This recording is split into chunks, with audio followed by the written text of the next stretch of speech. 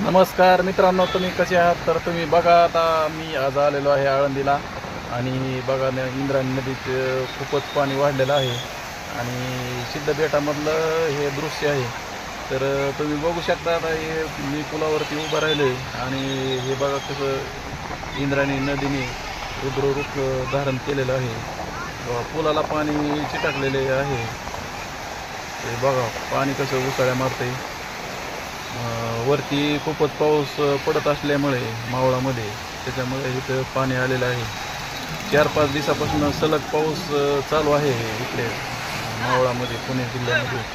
तर तुम्ही बघा आता कसं इंद्रायणी नदीचं पाणी आहे आणि एकदम पुलाला सिद्धबेटातल्या पुलाला चिटकलेलं आहे. आता आता जर असाच जर सतत पाऊस पडत राहिला तर ह्या पुलावरून पाणी वर वलांड ओसंडून जातं आणि नंतर इंद्रायणी नदीमधलं जे मेन पूल आहेत 2, त्याच्यावरनं पण पाणी जातं.